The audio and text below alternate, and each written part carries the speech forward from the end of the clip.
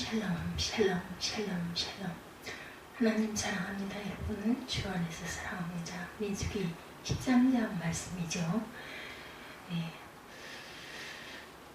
33절까지 말씀 중에 33절 말미에 보니까 우리는 스스로 보기에도 메뚜기 같으니 우리는 스스로 보기에도 메뚜기 같으니 그들의 보기에도 그와 같을 것이니라 이렇게 말합니다. 이스라엘 백성이 이곳에 나온 지 1년 만에 약속의 땅 가나안에 들어갈 모든 준비를 갖추고 가나안 근처 가데스 바네아라는 곳에 있습니다. 여기서 모세는 이제 여호와께서 이 땅을 너희 앞에 두셨으니 올라가서 차지하라 이렇게 말하죠. 근데 백성들은 가기 전에 정탐꾼을 먼저 보내어 그 땅을 파악해보고 가자는 제안을 합니다. 하나님께서 이를 허락하셔서 12지파의 대표 각 한 명씩 12명을 뽑아서 가나안 땅을 정탐하게 했어요. 3절에 모세가 야훼의 명령을 따라 바람 광야에서 그들을 보냈으니 그들은 다 이스라엘 자손의 수령된 사람이라. 수령이란 우두머리 대표죠. 이들은 각 지파의 리더들로 당시 이스라엘 백성 60만 3,550명 중에 제일 엘리트 12명입니다. 그들의 명단은 루벤 지파의 삼무아, 시므온 지파의 사밧, 유다 지파의 갈렙, 이사갈 지파의 이갈, 에브라임 지파의 호세아, 요수아죠.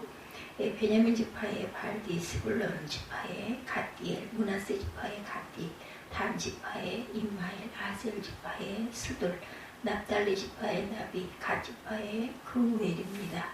이들에게 주어진 임무는 각 땅에 들어가서 40일 동안 그 땅 거민이 강한지 악한지 많은지 적은지 그리고 그들이 사는 땅이 좋은지 나쁜지 사는 성읍이 진영인지 산성인지 토지가 비옥한지 메마른지 나무가 있는지 없는지를 탐지하고 그 땅의 실과를 가져오는 것이었어요.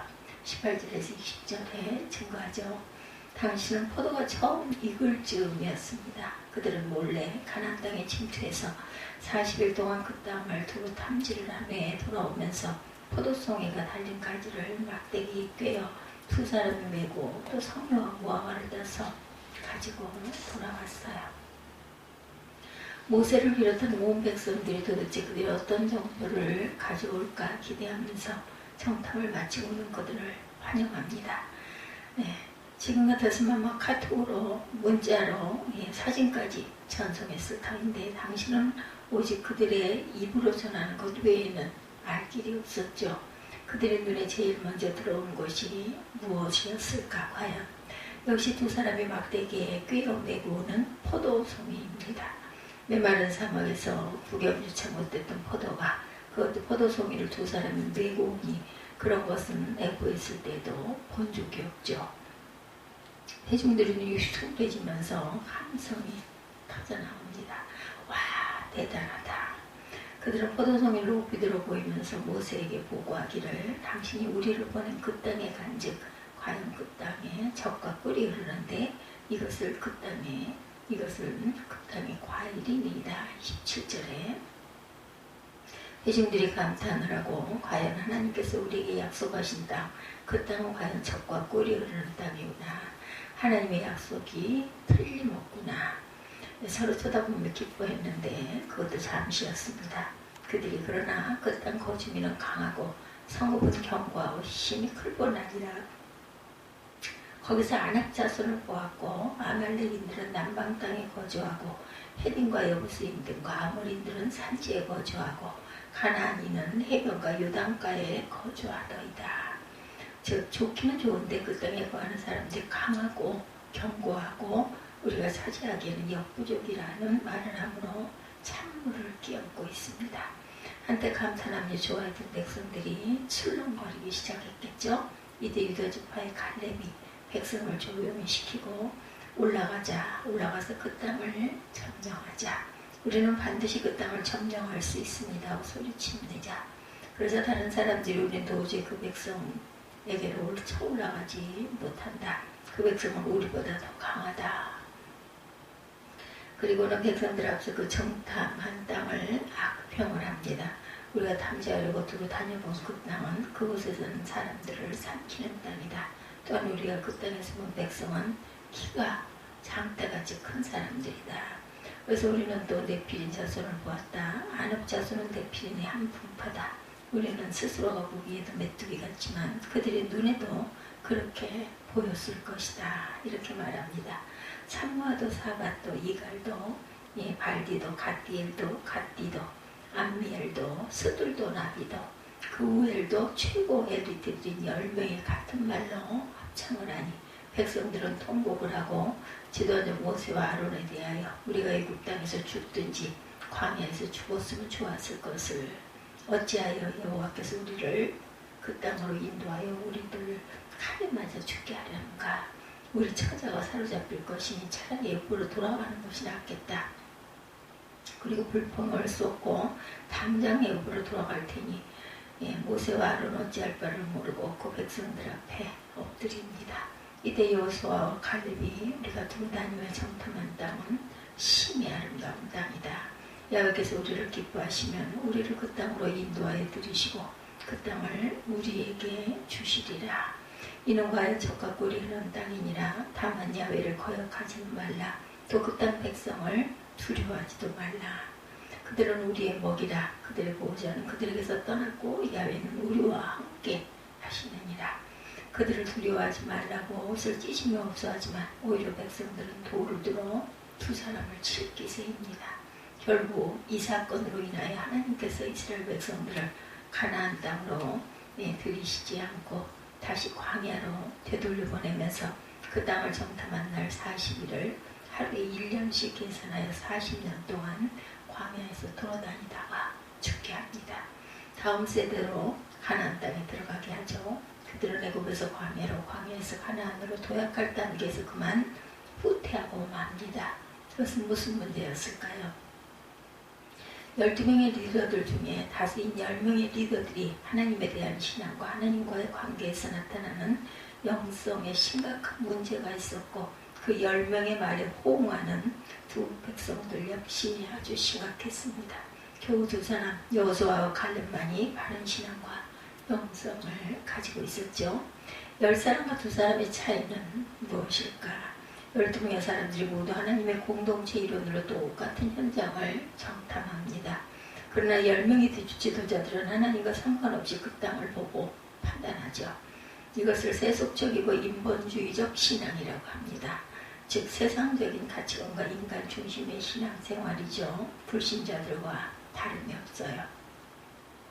그들의 땅은 좋은 땅인데 우리가 차지하기는 그들이 너무 강하다고 합니다. 그래서 못 간다. 안 된다. 땅이 좋기는 좋다. 그런데 너무 강한 사람들이기 때문에 우리는 가도 그 땅을 점령할 수가 없다.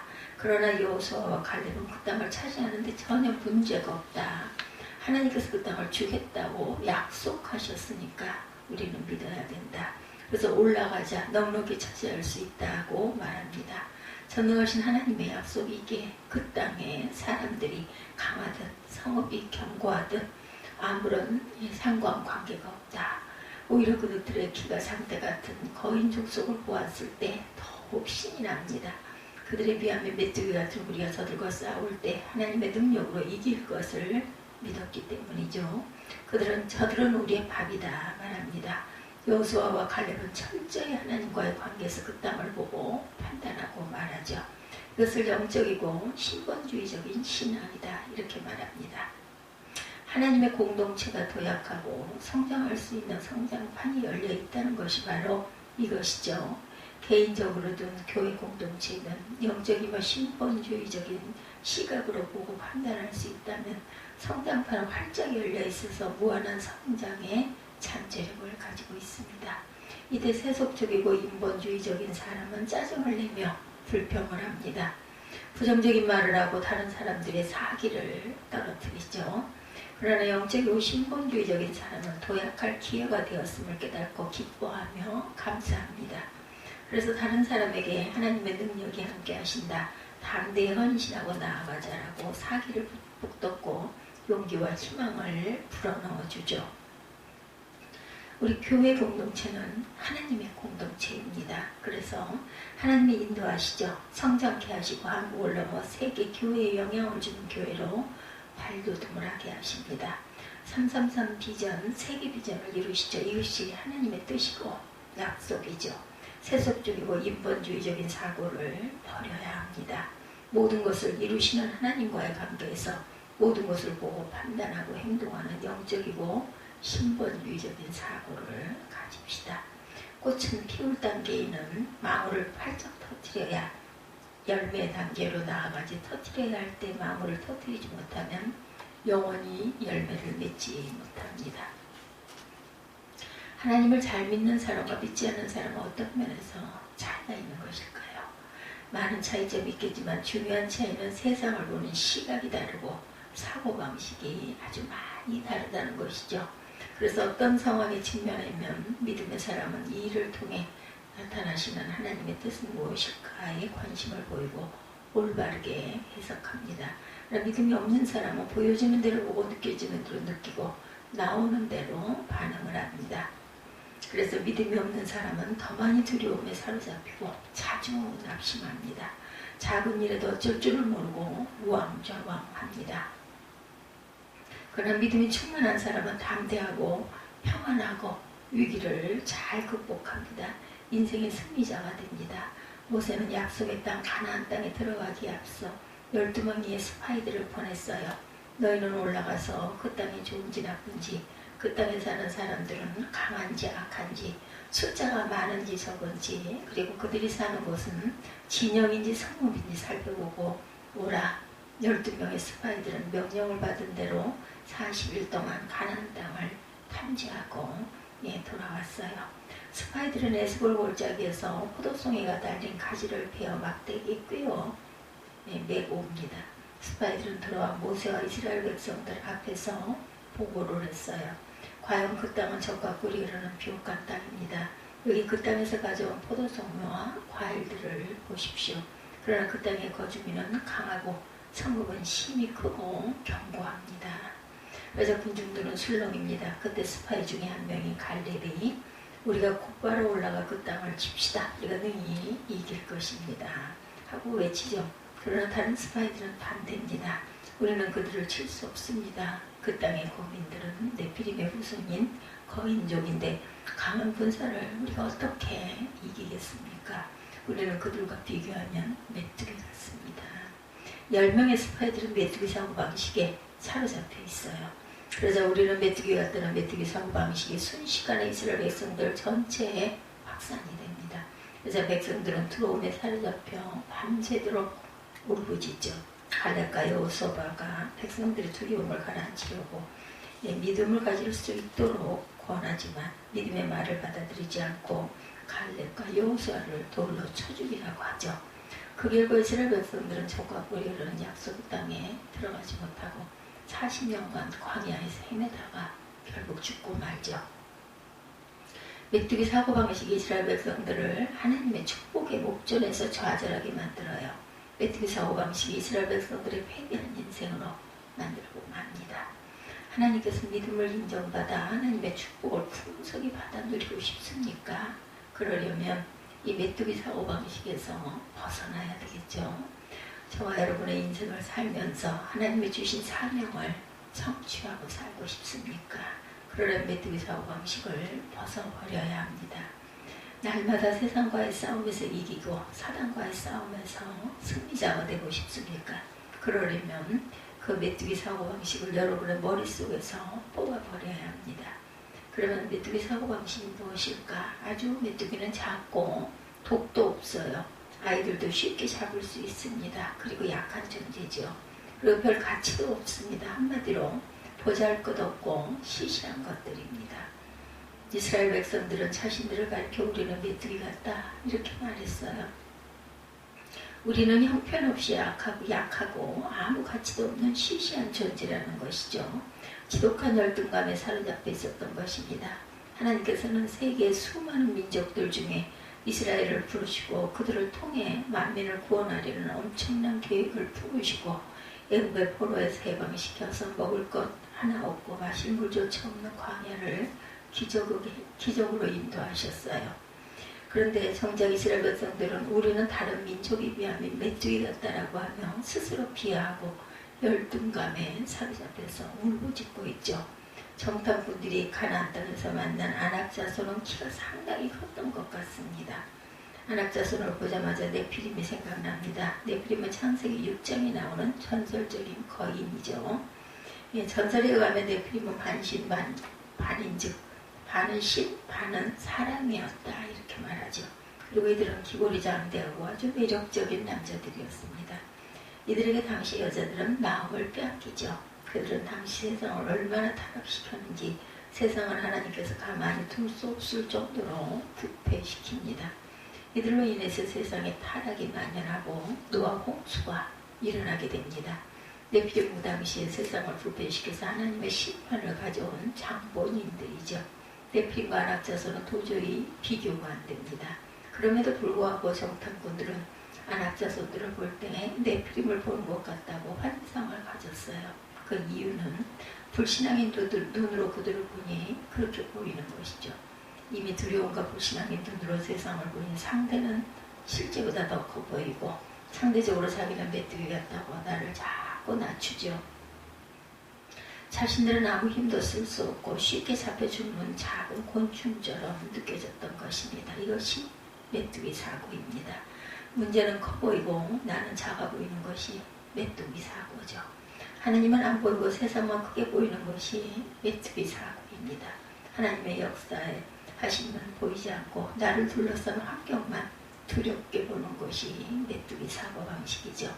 그렇기 때문에 그 땅에 있는 성곽들을 보고도 기가 질립니다. 실제로 그들이 살았던 애굽에 있는 성곽은 가나안의 성곽보다 훨씬 큰 것이었어요. 그들이 노예 생활하면서 쌓은 성곽은 가나안의 그것과는 비교할 수 없을 정도로 엄청났습니다. 그런 성곽을 보았던 사람인데 왜 그렇게 놀랐을까?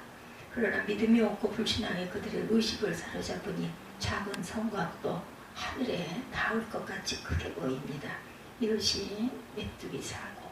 실제는 그렇지 않은데 더 커 보이는 것 메뚜기 사고입니다.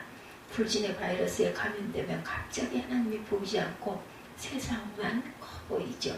그리고 현실을 믿음의 눈으로 보고 감각으로 보기 시작합니다. 믿음의 눈에는 작아 보이던 것이 감각의 눈에는 엄청나게 커 보이는 거죠. 그렇게 되면 자연히 자기를 메뚜기처럼 생각하게 됩니다. 메뚜기 사고를 하는 사람의 마음에는 하나님이 자리 잡을 공간이 없습니다. 예수 믿는 사람에게 있어 메뚜기 사고 방식은 영적인 질병입니다. 우리 안에 만연되어 있으면서 금방 그 증세가 드러나는 무서운 병이죠. 메뚜기 사고에 젖어 있는 사람들은 자기 자신을 보는 눈도 불신앙적입니다. 문제만 크게 보고 배후에 계신 하나님을 보지 못하죠.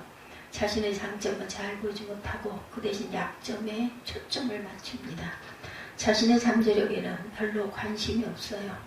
날마다 나는 할 수 없을 것이다 하고 실패한 생각만 합니다. 자기 자신에 대해서 늘 부정적인 태도를 취하죠. 하나님을 의지하여 도전하려는 생각을 하지 않습니다. 메뚜기 사고 방식은 불신앙의 뿌리를 깊이 내린 패배주의입니다. 많은 사람이 열등감에 사로잡혀 하나님이 주신 기회로부터 도망치려고 합니다. 많은 사람이 자신을 둘러싸고 있는 환경을 두려움의 눈으로 바라봅니다. 많은 사람이 자신을 사랑하시는 하나님을 믿지 못하고 사단에게 속아 불행의 나락으로 걸어 들어가요. 불신의 바이러스에 감염되어 좋은 기회를 스스로 걷어차버리는 사람이 얼마나 많은지 모릅니다. 여러분은 절대 자신을 못난 사람이라고 무아찬 사람이라고 여기지 마시기 바랍니다. 다른 사람이 여러분을 어떻게 대해도 스스로 자신을 무시하지 마십시오. 두려움이 여러분을 공격할 때 여러분 자신을 향하여 반복하세요. 너는 절대 메뚜기가 아니야. 하나님이 제일 중요하게 여기시는 사랑받는 자녀야. 왜 사람들이 인생의 패배자가 되어 불행하게 되고 고생하는지 아십니까? 왜 사람들이 심각한 우울증으로 고통을 겪고 있는지 아십니까? 왜 우리 사회에 패배주의가 만연하고 사람들은 쉽게 지치고 인생을 쉽게 포기하는지 여러분들 아십니까? 사단에게 속아 불신앙의 뿌리를 두고 있는 메뚜기 사고방식을 벗어나지 못하고 있기 때문입니다. 메뚜기 사고에서 벗어나 자유하시기를 바랍니다. 네, 극복하시기 바랍니다. 여러분을 두렵게 하는 문제가 어떤 것이든 얼마든지 극복할 수 있습니다. 빌립보서 4장 13절에 내게 능력 주시는 자 안에서 내가 모든 것을 할 수 있느니라. 그러면 우리가 어떻게 메뚜기 사고방식을 극복할 수 있을까? 우리 눈에 거인처럼 보이는 대적을 어떻게 하면 쓰러뜨릴 수가 있을까? 다윗과 골리앗의 이야기를 여러분들은 아주 잘 아실 것입니다. 골리앗은 몸집이 매우 큰 거인이었죠. 다윗은 비록 그 키는 작았고 체구는 왜소했지만 생각은 거인이었습니다. 이스라엘을 두려워하는 골리앗은 전혀 두려워하지 않았어요. 하나님이 골리앗보다 크고 강하다는 것을 믿었기 때문이죠. 다윗은 크고 위대하신 하나님만이 내 편이다 이렇게 생각했어요. 언제든지 자신과 함께 하신다는 것을 조금도 의심하지 않았죠. 믿음의 눈으로 골리앗을 보니 골리앗은 자기가 찢어 죽인 사자새끼보다 못한 존재였다.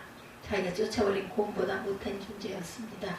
다시 말해서 그의 눈에는 골리앗이 메뚜기처럼 보였던 것이죠. 이것이 바로 믿음의 눈이라는 것을 잊지 않는 저와 여러분들이 되시기를 주님의 이름으로 축복합니다.